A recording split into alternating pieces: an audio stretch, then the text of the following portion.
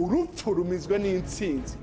Pasika naho muri iki gihe bamwe baganda bamwe batinya no kurya inyama, mu ndira ndakore nti urupfu rwamizwe n'intsinzi.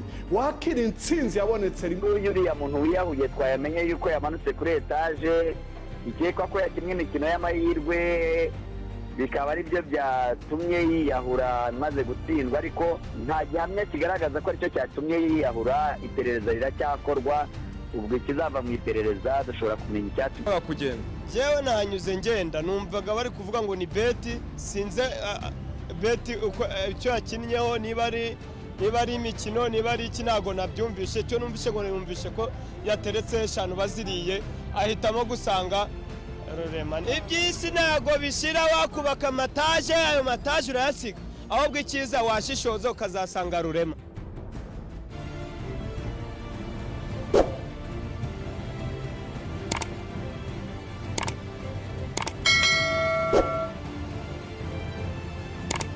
Zamusanga aje inyuma mu ntuze muri forohare ya hejuru, abaramanutse yikubita hasi. Amaze kuribwa rero agashafata umwanzuro kujya kwiyahura.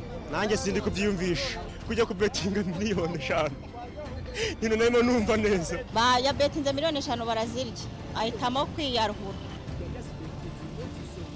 Nuwo munsi ngo yazibetinze baraziriye, nyine ahita aza kwiyahura. Oya, nimba ya betinze akeneye kurya, uwo yashaka kurya we ntago ari umuntu, we niyashoye. Ubundi buriya ntabwo yagomba kwiyahura, yagomba gutegereza akazongera agashora andi, akongera nawe akazamwigaruza, kuko iyo wemeye gukina urusimbi buba ari urusimbi nyine. Ubwo ushora ukeneye ay'abandi nawe bakeneye ayawe. Ayo yashora yose ariko yatanze akeneye kurya. Nimba yashaka kumurya rero n'undi akaba yamuriye, niko byagombaga kugenda. Jewe nanyuze ngenda numvaga bari kuvuga ngo ni beti, sinze beti uko icyo yakinnyeho, niba ari imikino, niba ari iki ntago nabyumvishe. Cyo numvishe ngo numvishe ko yateretse 5 baziriye, ahitamo gusanga Rurema. Ibyisi ntago bishira, wakubaka amataje, ayo mataje urayasiga, ahubwo ikiza washishoza ukazasanga Rurema. Umugabo nyine ngo yakinnye beti, ramurya betinga miliyoni 5. Yumvikana ko n'ubundi ubwo yari asanzwe agira ute ayikira. None ubwo birangije, none ubwo aragenda kugira ngo arebe ko ziyongera. Ubwo nimba yakinnye wenda bwa mbere beti kuko irabanza ikagushuka ikaguha, bwa kabiri none utwo yaguha ikatujyana ugashyira amande ugira ngo yagarure, ugashiduka n'agasambu wagateje da.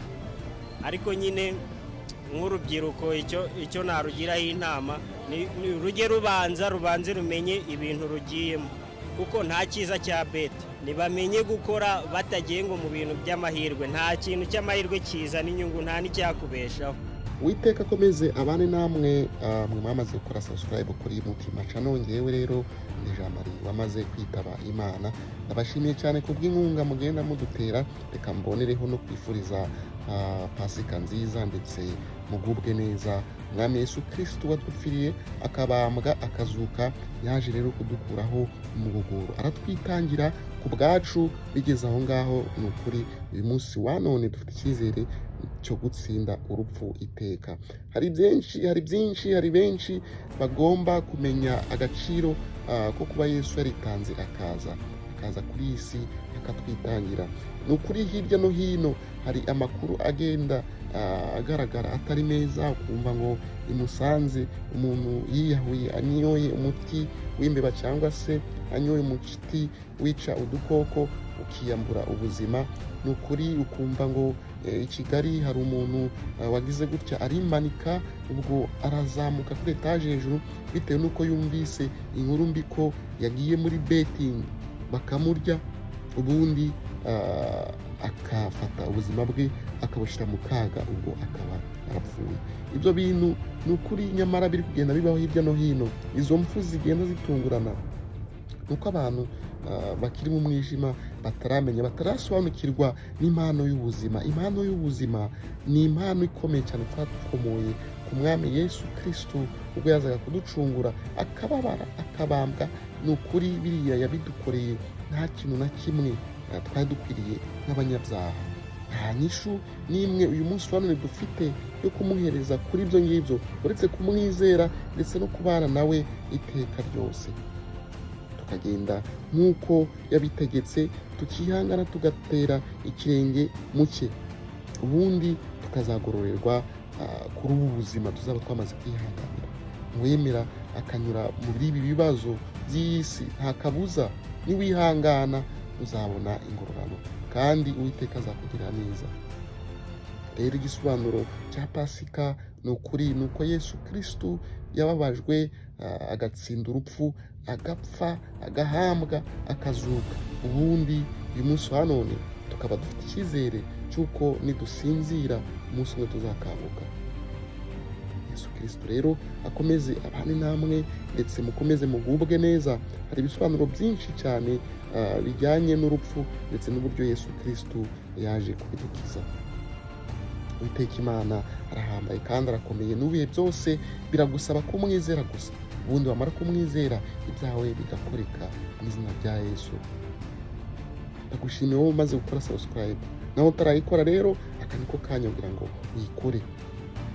Niba wabuze uwawe akaba yapfuye, akaba yitabye Imana azize uburwayi, cyangwa ufite n'ikindi kintu kindi azize, wiyahuye, ibyo byose twifurije iruhuko ridashira, kandi muhumure, ntimuheranwe n'urupfu.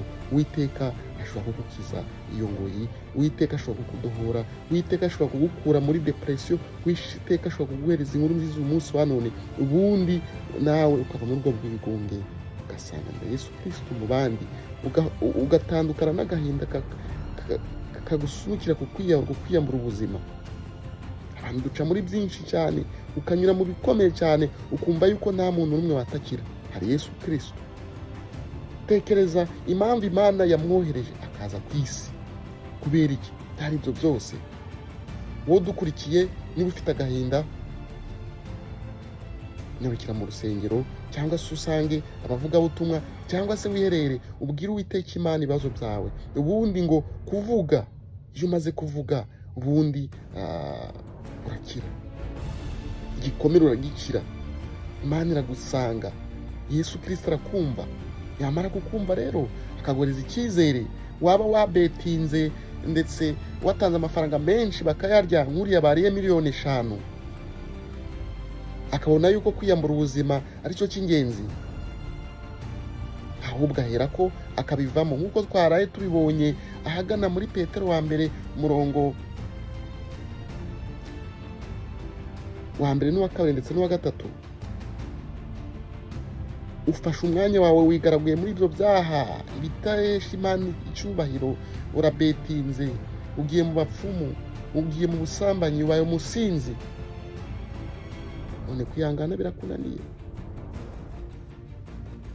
Nkaho kuguhombya Imana yaguhombya, nkaho kuguhomba Imana yaguhombya.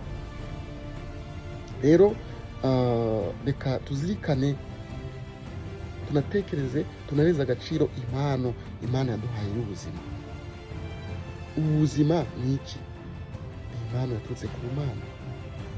Turasabwa rero kuyisigasira, ubundi tukareka kwangiza ubuzima twaherewe ubuntu. Kandi twibuke yuko imibiri yacu ari insengero z'Uwiteka.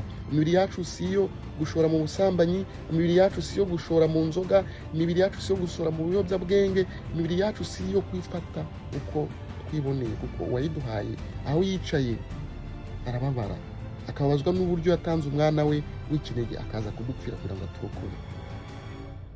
Uyu munsi wa none rero reka dufatanye gushima Uwiteka kuko yadufashije. Ndagushimiye wowe wamaze gukora subscribe kuri channel yitwa Mutima Channel, ufite Facebook page yitwa Muzamunzi Jean Marie Vianney, ushobora kuhanyarukira ugakora follow.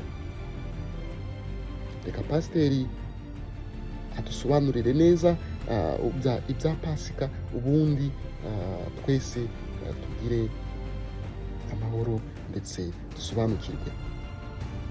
Tumara kubyumva tukabisobanukirwa, turumva neza yuko Uwiteka Imana ntacyo atadukorera. Ibaze uyu munsi wa none wumvishe inkuru nziza yuko watsinze ibizamini byari bikugoye.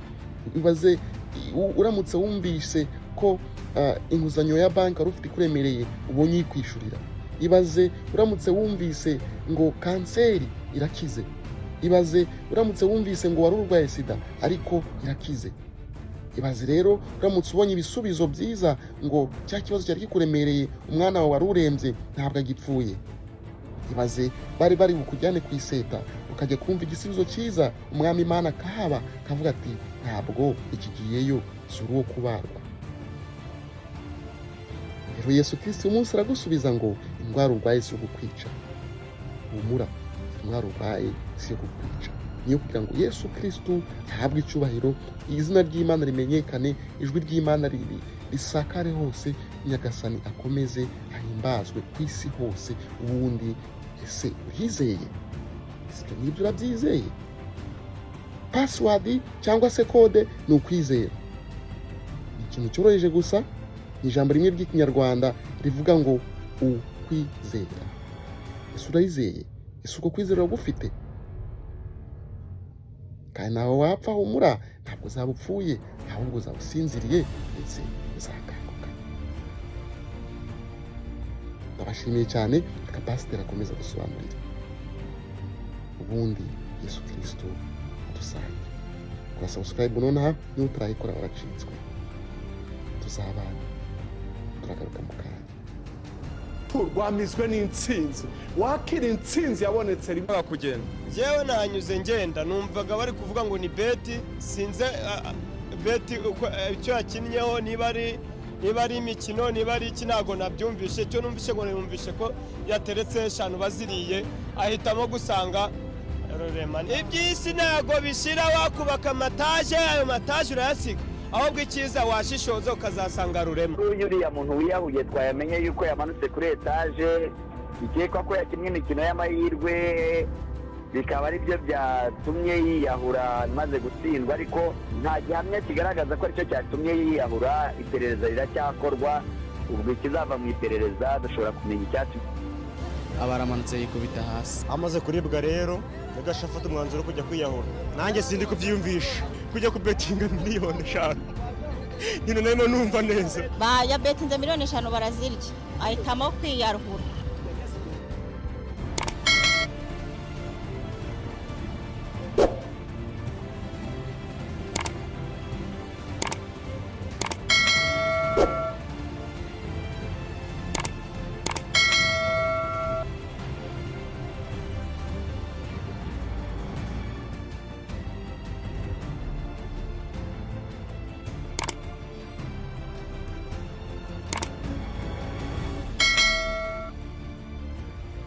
dushimire pasiteri utugejejeho ubusobanuro bwiza cyane. mbashimira namwe mwakomeje kubana natwe, Uwiteka akomeze abahereza umugisha. yewe na Rijamari wamaze kwitaba Imana, niba ushaka ko dufatanya uru rugendo, kugira ngo witabe isi, witabe Satani, ufate ubuzima bwawe ubumanike, uzamuke kwa Makuza plaza hejuru muri etaje ya 40 cyangwa se ya 15, nurangiza wijugunye hasi. umwana w'Imana nawe baramugerageje ati imanike, avuga ati ntabwo ugomba kungerageza, ntabwo uri Uwiteka Imana yanjye. none wowe uri iki? ntashira ubuzima bwawe mu kaga ngo ngiye kwiyahura. ubwo butwari ntabwo Yesu Kristo abukeneye. ndagushimiye wowe umaze gukora subscribe, turabakunda cyane. ciao ciao. Ijamari namaze kwitaba Imana.